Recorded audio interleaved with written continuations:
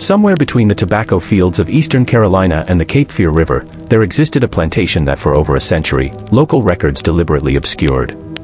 Between 1839 and 1857, 11 men disappeared from its quarters without explanation. Authorities recorded nothing. Churches remained silent.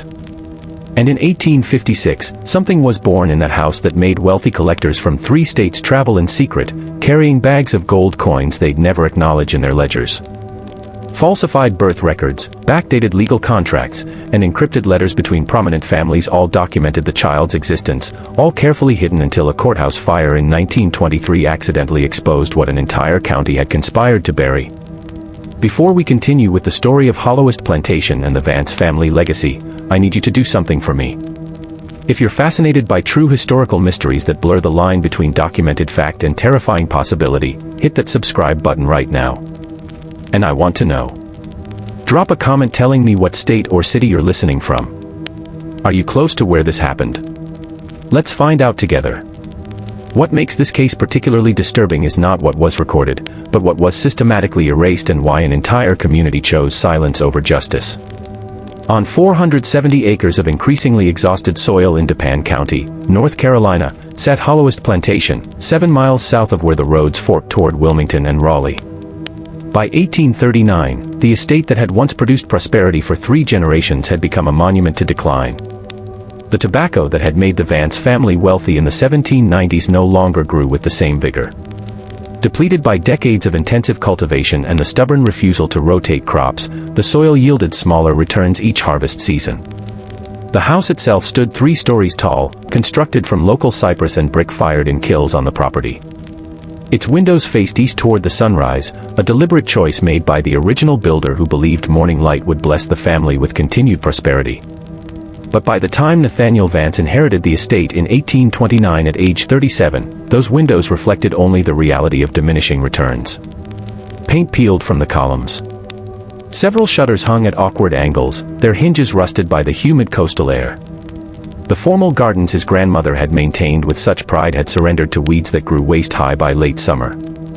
A man whose appearance suggested prosperity his circumstances no longer supported, Nathaniel Vance stood just under 6 foot tall with the broad shoulders and thick hands of someone who had once performed manual labor, but had spent the last 2 decades avoiding it. His hair, still mostly dark at 47, was always pomaded and combed with precision. He wore tailored coats from a Wilmington clothier, even though he hadn't paid the man's invoices in 3 years.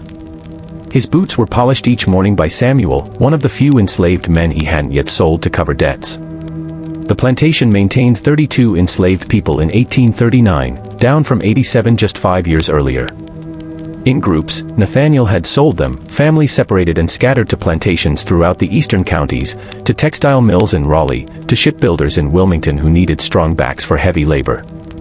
Each sale provided temporary relief from creditors, but never enough to stop the slow collapse. The merchant bank in Wilmington held mortgages on both the land and the remaining people. The interest compounded quarterly. Twice, Nathaniel had married. His first wife, Catherine, died in 1829, giving birth to their 3rd child, a son who survived only 4 days. His second wife, Margaret, whom he married in 1831, came from a wealthy Charleston family. A substantial dowry she brought temporarily stabilized the plantation's finances, and she brought something else. After 2 years of marriage, she gave birth to a daughter in the winter of 1827. During an ice storm that knocked down trees across 3 counties and killed livestock that couldn't find shelter, the child Elizabeth was born.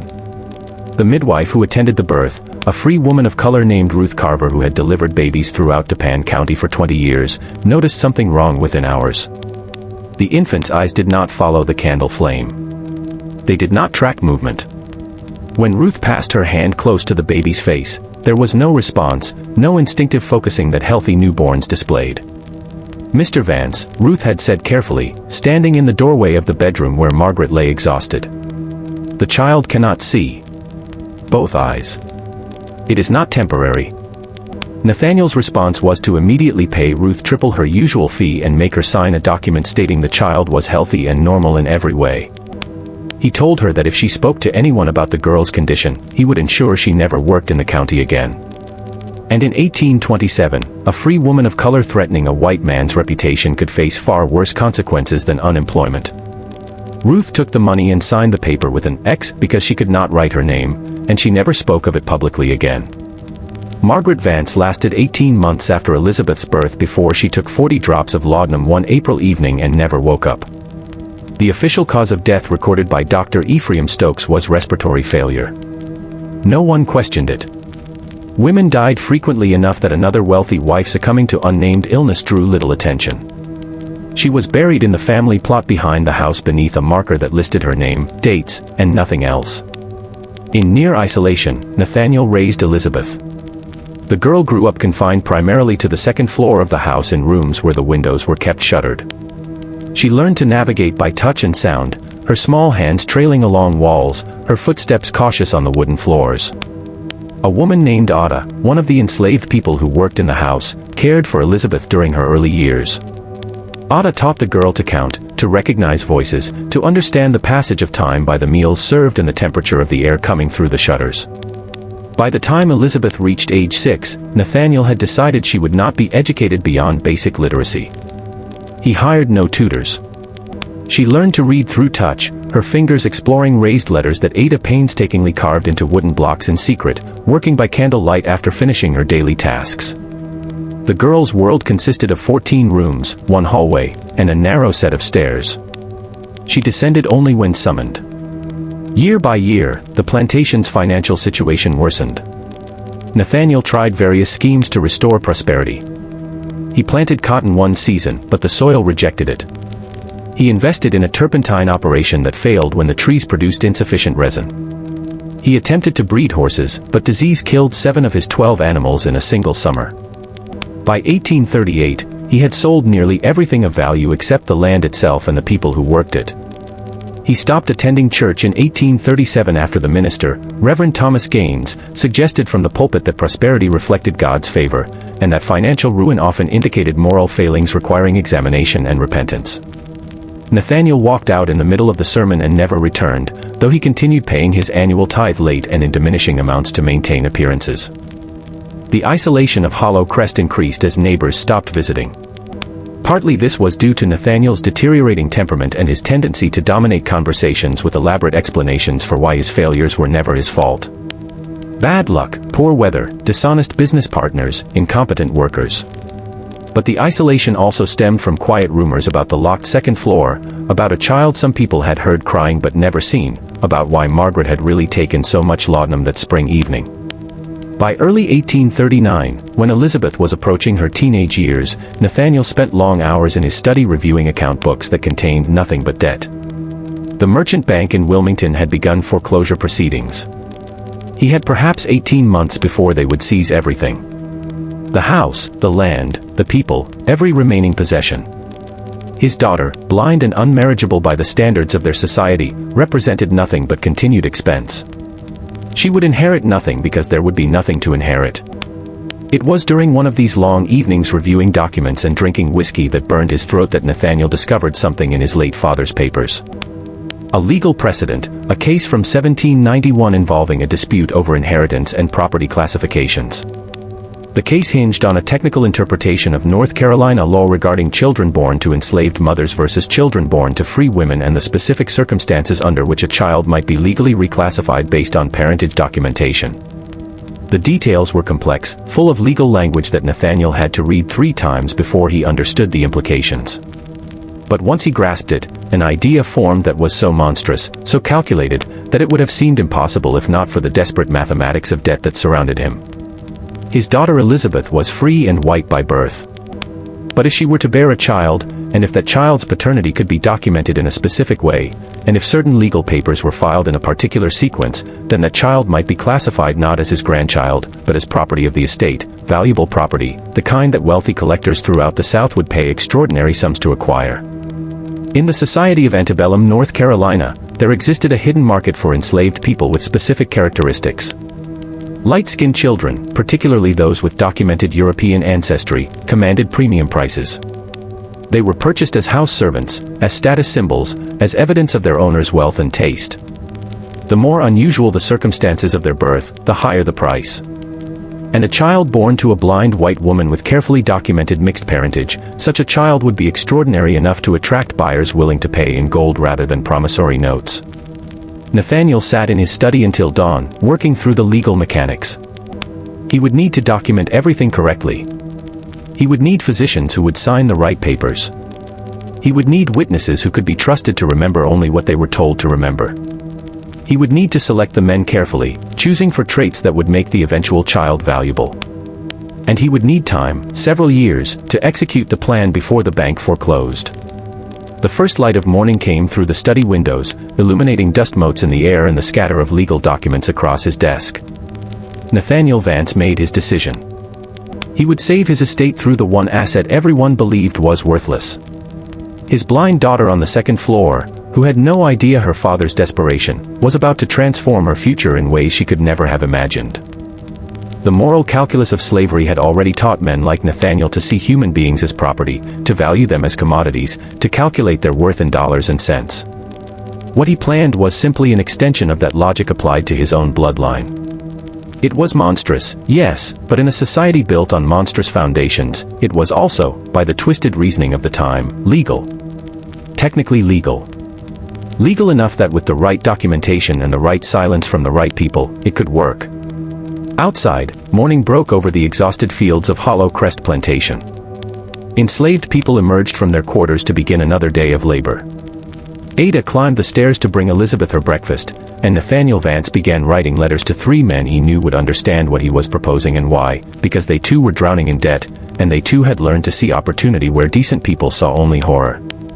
The conspiracy was about to begin. The first letter Nathaniel Vance wrote went to Dr. Ephraim Stokes, the physician who had attended Margaret's death and signed the certificate declaring respiratory failure. Stokes maintained a practice in Kenonville, the county seat, where he served as both doctor and coroner. He was 56 years old, recently widowed, and heavily in debt after his late wife's extended illness had consumed his savings.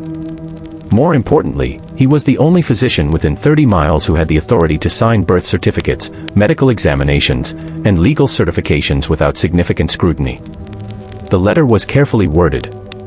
Nathaniel wrote of needing medical consultation regarding his daughter's future welfare, of certain legal arrangements that might require professional documentation, of compensation that would be generous and guaranteed regardless of the estate's other financial difficulties. He did not specify details.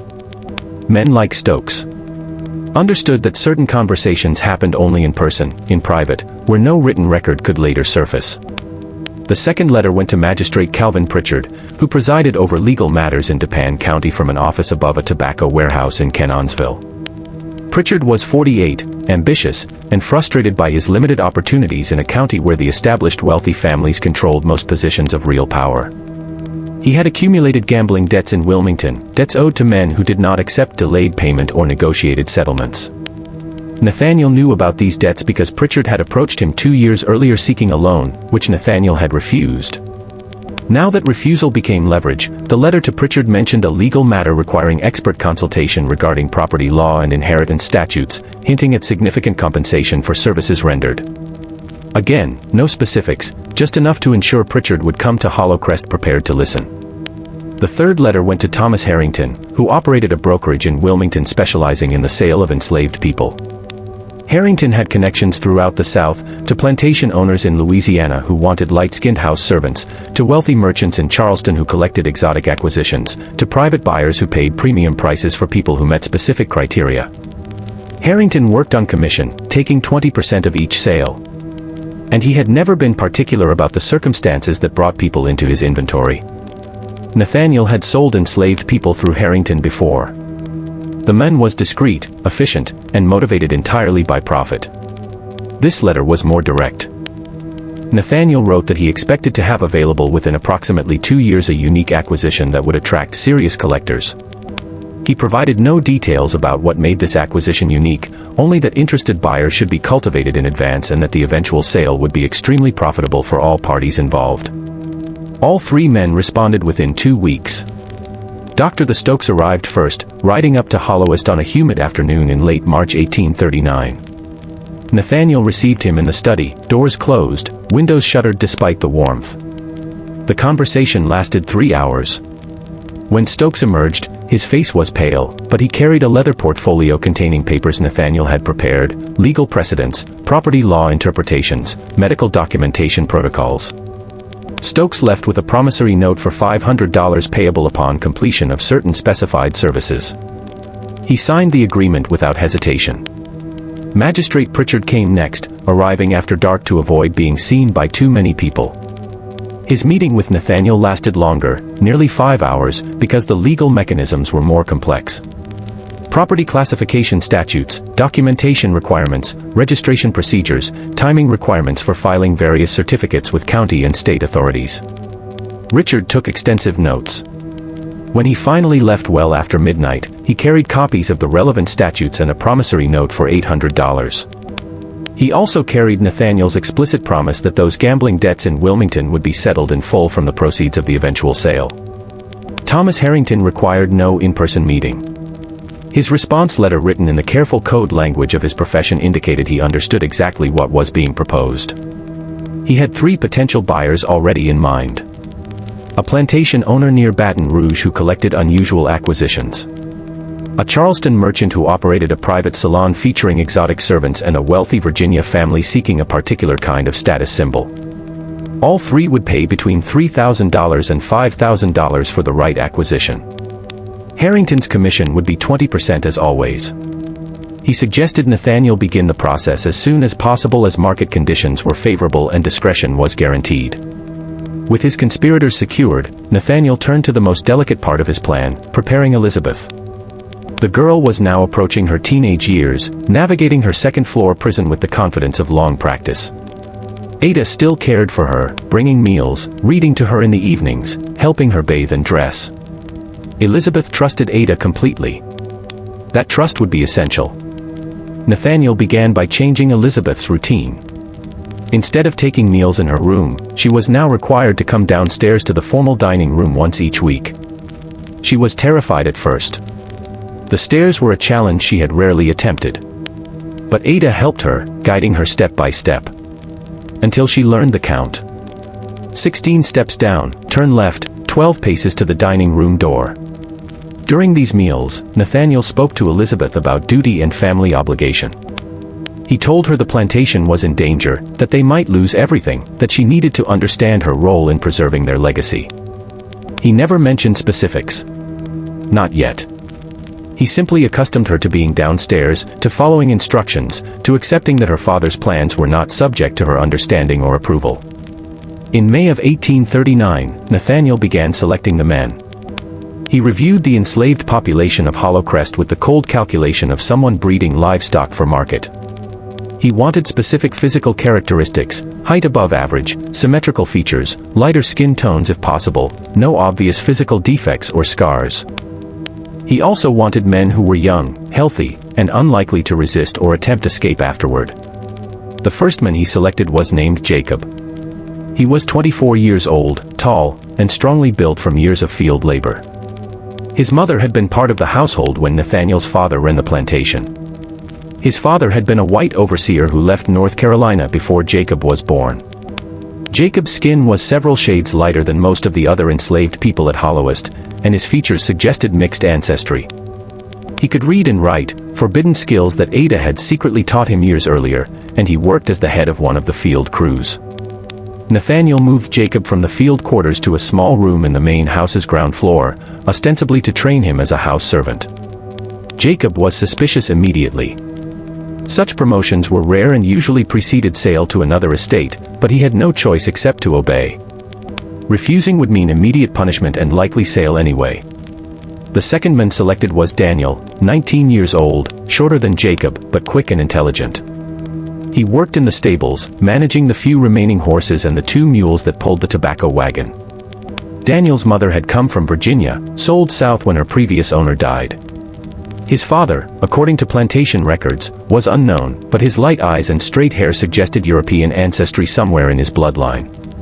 The third was Isaac, 22, who worked primarily in the carpentry shop, repairing tools and buildings. He had a gift for working with his hands, creating tight joints and smooth surfaces that held for years. He was quiet, observant, and careful. Qualities that made overseers trust him with important tasks, but also qualities that made him dangerous. Because quiet observation meant he understood far more than he revealed. Nathaniel selected 8 others over the following weeks, rotating them into various positions around the main house. Some worked in the kitchen, others maintained the gardens.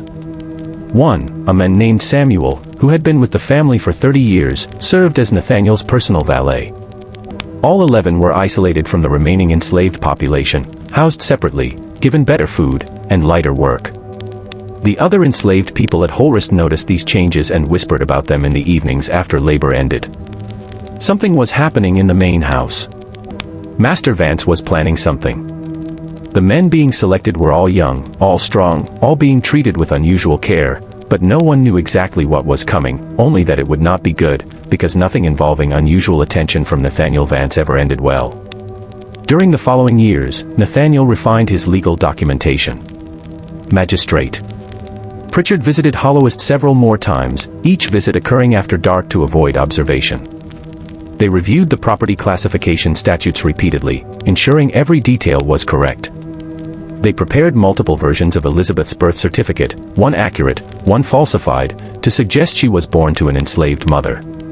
The false certificate would be filed years hence backdated to 1827, replacing the accurate document in county records.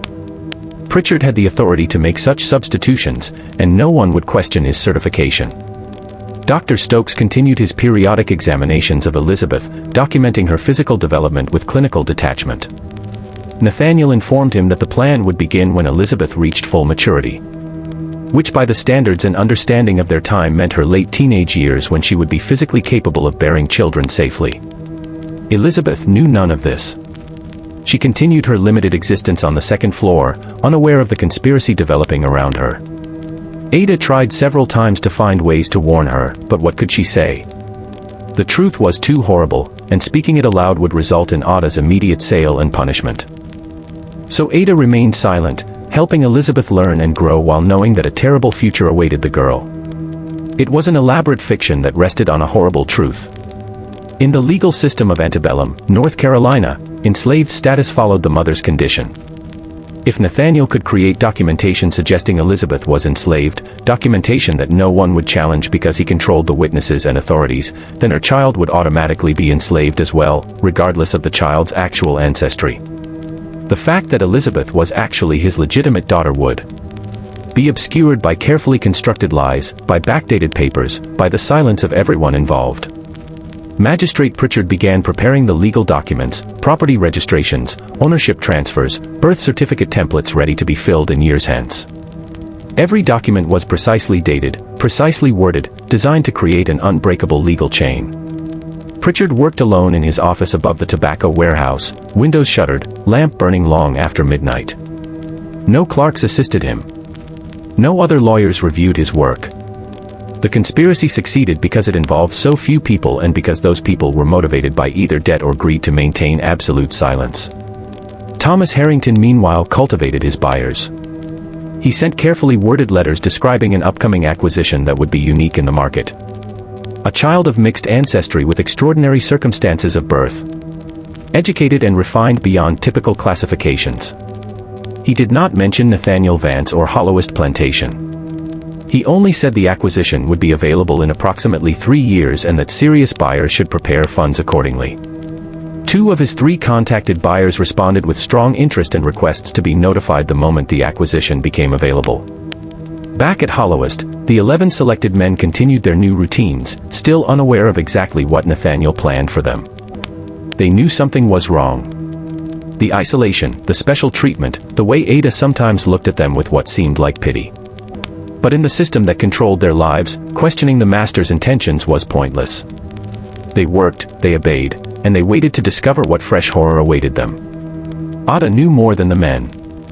She understood from fragments of conversation overheard and from the way Nathaniel looked at Elizabeth during those weekly dinners that something terrible was being prepared. She tried once to ask Nathaniel directly what he planned. He told her that if she interfered or spoke to anyone at all, about what happened in the house, he would sell her immediately to a turpentine camp where enslaved women typically survived less than 2 years. Ada was in her 40s. She had lived at Hollowcrest since she was young. The threat was sufficient to ensure her silence, though not her cooperation. She could not stop what was coming, but she privately vowed to help Elizabeth survive it, whatever it was. By late 1843, the architecture of Nathaniel's conspiracy was complete. The doctor was secured. The magistrate was prepared. The broker had buyers ready. The legal documentation existed in draft form, waiting only for specific dates and details to be filled in. The men were selected and isolated, and Elizabeth, now 16 years old, continued her routines on the second floor, unaware that her father had already mapped out her future and her child's future to pay his debts. Elizabeth turned 18 in the winter of 1845. By the standards of antebellum North Carolina society, she was now of age, old enough to marry, old enough to bear children, old enough to be subject to her father's absolute authority over her future. The merchant bank in Wilmington had given Nathaniel until January 1846 to pay his accumulated debt or face foreclosure. The timeline was tight, but Nathaniel judged it sufficient. In the spring of 1845, Dr. Stokes examined Elizabeth and certified her physically capable of pregnancy. The examination was clinical and impersonal. Elizabeth isolated her entire life, had no framework to understand what was being assessed or why. Stokes documented everything and signed the medical certificate that Nathaniel required for his legal documentation. What happened over the following months at Hollowcrest was a systematic violation of human dignity that the legal framework of slavery made possible. Nathaniel executed his plan with cold precision. The 11 men, one after another, were brought into situations they could not refuse under threat of violence, sale, or death. Elizabeth, blind and isolated, had no power to resist her father's control. Ada, witness to everything, was powerless to intervene without facing her own destruction. The details of these months need not be explicit to convey their horror. What matters is understanding that this was not violence born of passion or rage. It was calculated exploitation, documented and planned, executed with the systematic efficiency of a business transaction. The men involved were victims as much as Elizabeth, forced into actions they would never have chosen. Threatened with consequences they could not escape. By July of 1845, Dr. Stokes confirmed Elizabeth was pregnant. The plan moved to its next phase, maintaining the pregnancy, preparing for birth, and ensuring all legal documentation would be ready for the moment the child arrived. Elizabeth spent her pregnancy in the same second-floor rooms where she had spent her entire life. Ada cared for her, bringing meals the girl barely touched. Elizabeth's body changed in ways that terrified her. Movements inside her that she didn't understand. Physical discomfort she had no context to interpret. Ada tried to explain, tried to prepare her. But how do you prepare someone for giving birth to a child conceived in such circumstances? Nathaniel treated the pregnancy as a business matter. Dr. Stokes visited regularly to ensure everything progressed normally. Nathaniel corresponded with Thomas Harrington about potential buyers. Magistrate Pritchard finalized the legal documents that would classify the child as enslaved property from birth. The falsified documentation was elegant in its deception. Pritchard had created a complete backstory. Elizabeth was actually the daughter of an enslaved woman named Sarah who had worked at Holrist years ago. Nathaniel had adopted this child out of charity and raised her in the house because of her blindness. Documents backdated to 1827 supported this fiction. The real birth certificate for Elizabeth was removed from county records and replaced with the falsified version. Now, legally, Elizabeth herself was enslaved, which meant her child would be born into slavery automatically, regardless of paternity. In November of 1845, something occurred that threatened to expose the conspiracy. Reverend Thomas Gaines, the minister Nathaniel had stopped attending years earlier, decided to visit Hollowist to check on his ward parishioner. Nathaniel had not been to church in 8 years. The Reverend arrived unannounced on a cold afternoon. They discussed theology and community matters in the parlor. Then Gaines mentioned he had heard rumors that Nathaniel's daughter was unwell and asked if he might visit her to offer prayer and comfort. Nathaniel's mind raced. Elizabeth was now visibly pregnant. If Gaines saw her, questions would arise that could not be satisfactorily answered. "My daughter is resting," Nathaniel said carefully. "She has been ill, and the doctor has ordered complete quiet." "Perhaps another time," Reverend Gaines, sensing something amiss, pressed gently. But Nathaniel remained firm. The Reverend left troubled, but took no immediate action. In a society where men controlled their households absolutely, and interference in family matters was considered inappropriate. Gaines's discomfort was insufficient to trigger investigation. Winter arrived. Elizabeth's pregnancy entered its final weeks. Dr. Stokes prepared for the delivery with the same clinical detachment he had shown throughout. On March 4, 1846, after a difficult labor that lasted nearly 20 hours, Elizabeth gave birth to a son. The child was healthy with features that clearly showed mixed ancestry, European and African, in roughly equal measure. The infant was exactly what Nathaniel had calculated. Valuable. Elizabeth, exhausted beyond measure, asked in a broken voice if she could hold her baby. Nathaniel refused. The child was taken immediately for documentation. Ada, standing nearby, felt something inside her break permanently watching a mother denied her newborn child. Dr. Stokes carried the infant downstairs to the study where Magistrate Pritchard was waiting with documents already prepared. The birth certificate was filled out.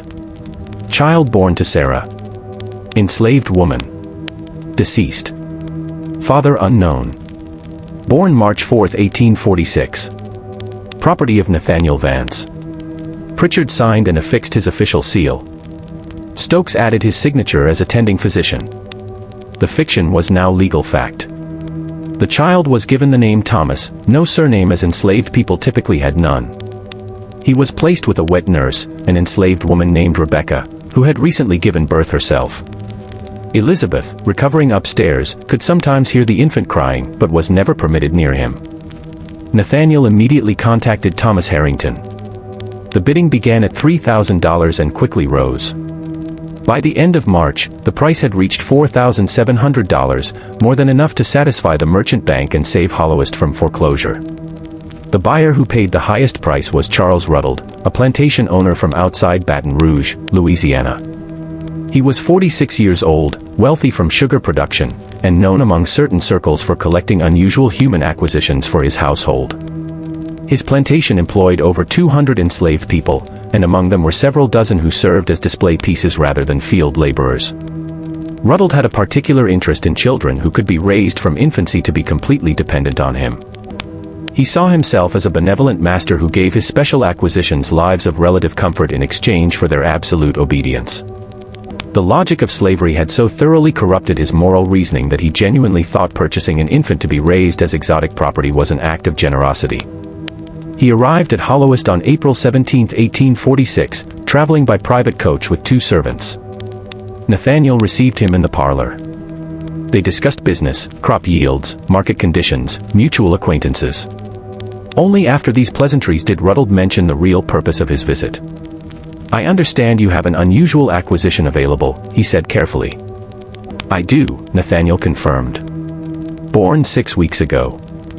Healthy, strong, good temperament. The circumstances of his birth make him particularly valuable." Nathaniel led Ruddled to see the child. Thomas lay in his crib wrapped in clean blankets. Ruddled examined him with the detachment of someone evaluating livestock. He noted the skin tone, the features, the general health. He asked about feeding patterns, sleep habits, any signs of illness. "The birth certificate indicates the mother is deceased." Ruddled said, "What were the circumstances?" Nathaniel explained that the child's mother, Sarah, had been an enslaved woman who died during childbirth, a common enough occurrence that raised no suspicion. He showed Ruddled the birth certificate signed by both Dr. Stokes and Magistrate Pritchard. He emphasized that the child was legally classified as enslaved property from birth with clear documentation. What Nathaniel did not mention was that Elizabeth was recovering upstairs, that the dead Sarah was actually his living daughter, that the entire documentation was fraud.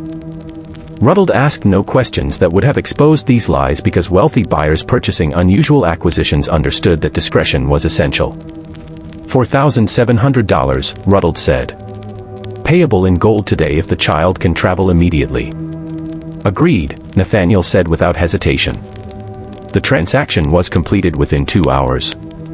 Ruddled's servants counted out gold coins, mostly eagles and double eagles, heavy and bright. Nathaniel signed the bill of sale. Magistrate Pritchard, present to witness, affixed his seal to the document. Rebecca, the wet nurse, prepared Thomas for travel. She wrapped him in warm blankets and gathered his few possessions. She had grown attached to the infant over the 6 weeks she had cared for him. But she had no power to resist this sale. She kissed the baby's forehead once before handing him to Ruddled's servants. Elizabeth, lying in her room upstairs, heard the commotion of departure horses' carriage wheels' voices. Ada came to her and said quietly, "They are taking the baby away." "Where?" Elizabeth asked. "Liana, you will never see him again." Elizabeth had not been permitted to hold her son even once. She did not know his name. She had heard him crying, but had never touched him, never fed him, never been allowed near him. The child was gone, and with him went any illusion that what had happened to her had been anything other than a calculated business transaction. Nathaniel watched Ruddled's carriage disappear down the road. He returned to his study, opened the safe, and counted the gold. $4,700, enough to satisfy the bank's demand with funds remaining for operations. The next morning, Nathaniel traveled to Wilmington and paid off the mortgage in full. The bank's president congratulated him on finding resources to save his estate. The foreclosure was cancelled. Hollowest was saved. But the conspiracy had left too many witnesses, too many people who knew fragments of truth. Nathaniel understood that his secret was only as safe as the silence of everyone involved. And silence, he knew, was difficult to maintain indefinitely. The first crack in the conspiracy appeared 8 months after the sale in December of 1846. Isaac, one of the 11 men, attempted to end his own life. He was discovered and stopped before he succeeded, but the attempt itself signaled that the psychological toll of what had occurred was becoming unsustainable. Isaac had been unable to reconcile what he had been forced to do with his continued existence. Nathaniel had him punished for the attempt and then sold him to a plantation in Virginia. The sales served two purposes: punishment and elimination of a witness. Isaac disappeared from Dupin County, taking his knowledge with him, but also spreading it in whispered fragments to people he encountered in his new location. Ada remained at Hollowest, still caring for Elizabeth, but her demeanor changed. She became withdrawn, speaking less, moving through her duties mechanically. Other enslaved people noticed and asked what was wrong, but Ada would not explain. The weight of what she had witnessed, combined with her inability to prevent or expose it, was crushing her spirit day by day. In March of 1847, exactly 1 year after Thomas's birth, Elizabeth's psychological state deteriorated sharply. She had been largely withdrawn since the delivery, barely eating, speaking only in monosyllables, spending her days lying in bed, staring sightlessly at the ceiling. Now she began having episodes, screaming without provocation, refusing food for days, retreating so far into herself that Ada feared she might never return. Dr. Stokes was summoned. He examined her and declared she was suffering from nervous hysteria, a common diagnosis for women experiencing severe distress. His treatment consisted of laudanum and confinement. Elizabeth was kept sedated for weeks at a time, existing in a fog that provided no actual healing, only temporary suppression of symptoms. Nathaniel found her condition inconvenient. She required constant supervision. Ada could no longer manage her alone, so Nathaniel had to assign another enslaved woman to help. The additional attention meant more people aware that something was deeply wrong in the household, more potential witnesses to fragments of truth. In June of 1847, Reverend Gaines made another attempt to visit Elizabeth.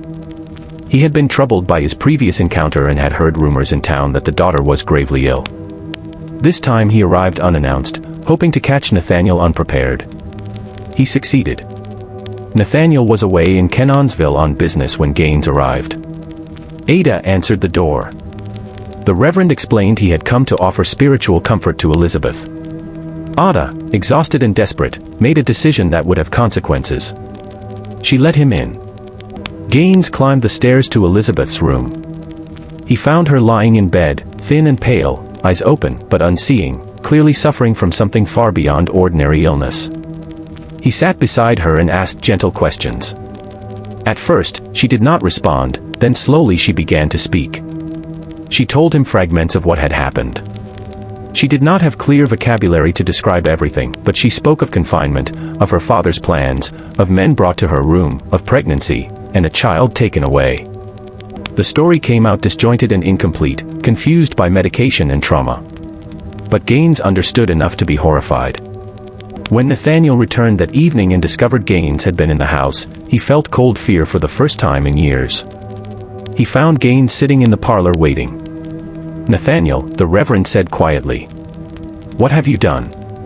"My daughter is deeply troubled," Nathaniel replied carefully. "She suffers from nervous hysteria. Her mind creates fictions. Dr. Stokes has documented her condition. Whatever she told you is the product of illness, nothing more." "I do not believe you." "Then believe Dr. Stokes. Believe Magistrate Pritchard. Believe anyone in this county who will tell you that my daughter has been unwell for years and that her words cannot be trusted." Gaines left that evening, but he was not satisfied. He began asking questions in Keenanville, discreet questions about the Vance family, about Elizabeth, about any unusual events at Hollowest. He learned about the merchant bank's near foreclosure and the sudden payment that saved the estate. He learned that Nathaniel had been seen with significant amounts of gold in early 1846. He heard whispers about enslaved men being kept isolated in the main house for extended periods. Gaines went to Magistrate Pritchard and expressed his concerns. He did not accuse anyone directly. He knew that would be dangerous, but he asked if there had been any unusual registrations or property transfers involving the Vance estate recently. Pritchard, who had hundreds of dollars of Nathaniel's gold hidden in his home, assured the Reverend that everything involving the Vance family was entirely proper and legally documented.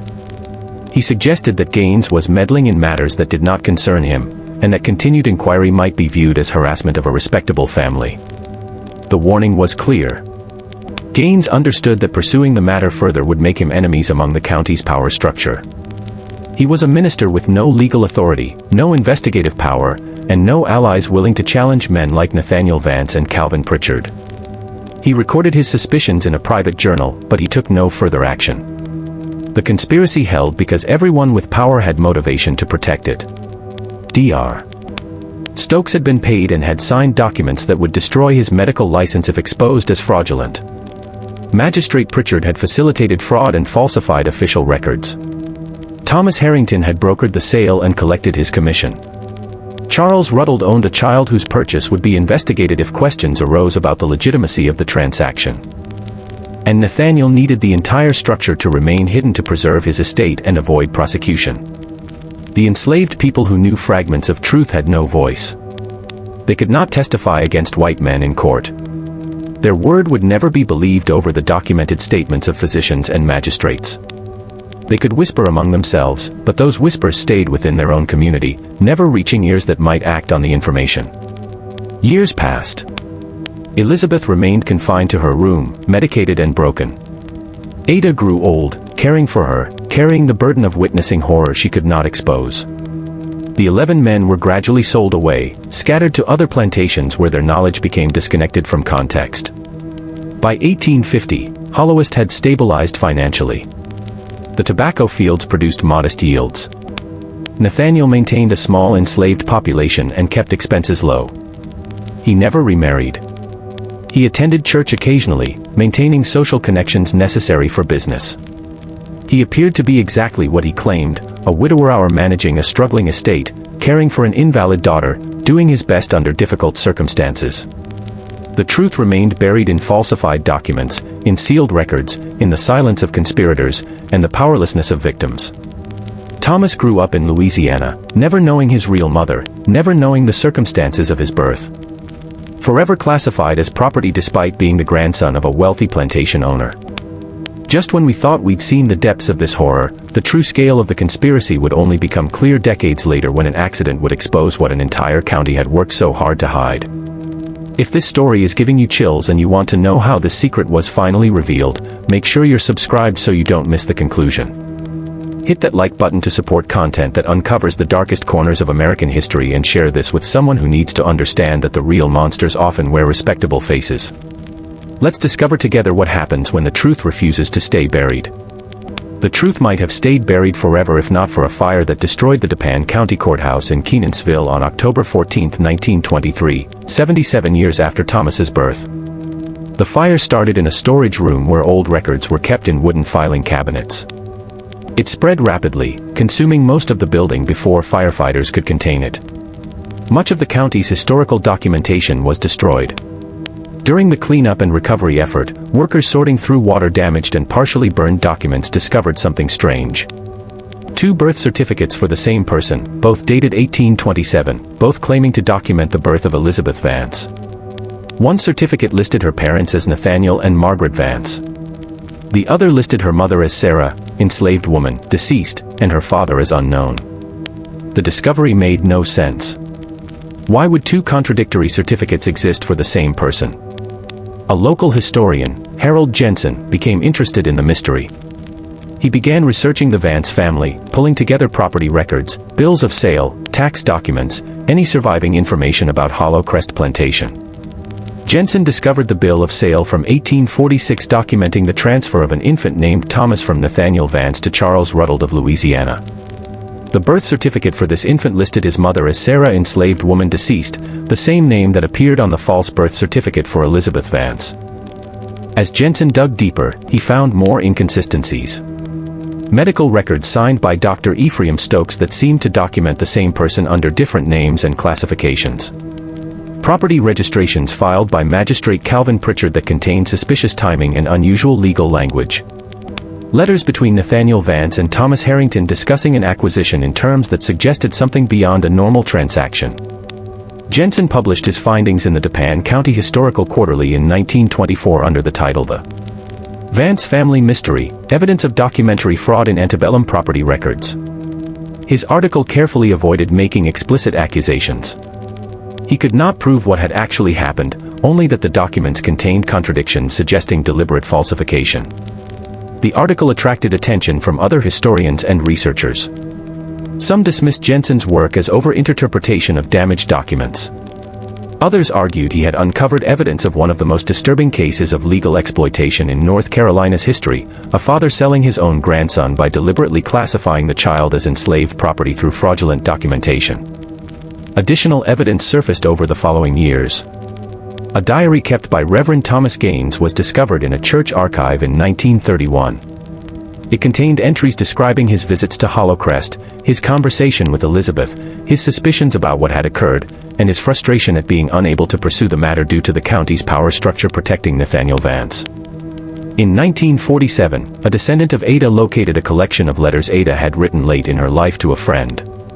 These letters, never mailed, were found among Ada's possessions after her death. In them, she described in painful detail what she had witnessed at Hollowest, the conspiracy, the systematic exploitation, the birth of Thomas, the sale to Charles Ruddle. She wrote, "I witnessed evil that I was powerless to stop, and that powerlessness has haunted me every day since. That child was born innocent into a system that made him property, and his own grandfather sold him for gold." These discoveries built a circumstantial case that historians now largely accept as accurate. Nathaniel Vance, facing financial ruin, orchestrated a conspiracy involving a physician, a magistrate, and a broker to exploit his blind daughter for profit. He used falsified legal documents to classify her child as enslaved property and sold the child to a Louisiana buyer for $4,700 using the proceeds to save his plantation from foreclosure. The conspiracy succeeded because it exploited the legal framework of slavery, which already classified human beings as property and gave masters nearly absolute power over them. It succeeded because the people with authority, doctors, magistrates, brokers, were motivated by debt and greed to participate. And it succeeded because the victims had no voice in a society that systematically denied them legal standing, credibility, and power.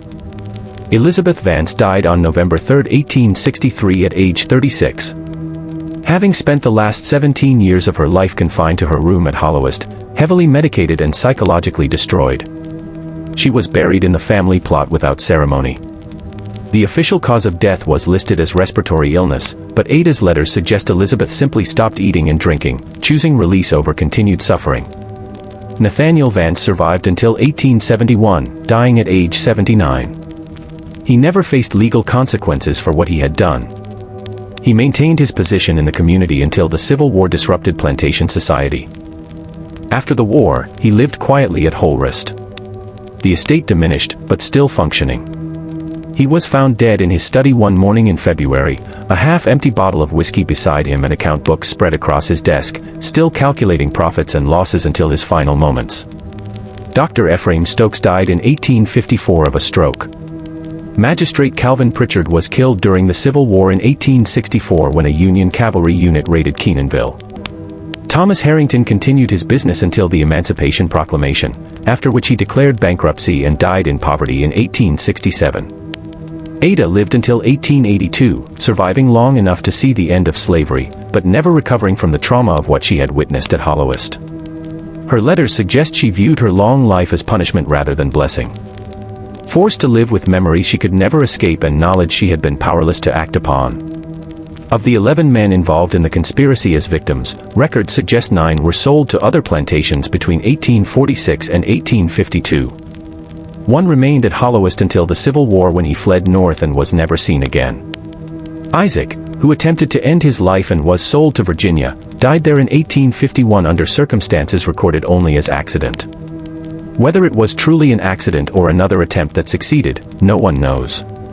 Charles Rutland, the Louisiana buyer, continued operating his plantation until 1863 when Union forces seized it during the war. The fate of Thomas, the child he purchased in 1846, is unknown. No records exist describing what happened to him after childhood. He may have escaped during the chaos of the Civil War. He may have died young, as many enslaved children did. He may have lived a long life, eventually gaining freedom, never knowing the truth about his birth or the circumstances that made him property instead of heir. Hollow Crest Plantation still exists, though in ruins. The main house collapsed in the 1950s, leaving only the brick foundation and parts of the first floor walls. The land is privately owned, used for timber farming. Local preservation groups have occasionally discussed documenting the site's history, but the darkness of what occurred there makes it difficult to commemorate. The story of what happened at Holoist between 1839 and 1846 represents one of the most disturbing documented cases of how the legal framework of slavery could be manipulated to commit atrocities that were technically legal within their historical context. It demonstrates how systems of oppression once established can be exploited in ways that follow logically from the fundamental premise that human beings can be property. It also reveals the profound powerlessness of victims within such systems. Elizabeth, blind and isolated, with no legal standing to resist her father. The 11 enslaved men forced into actions they would never have chosen, under threat of death or sale.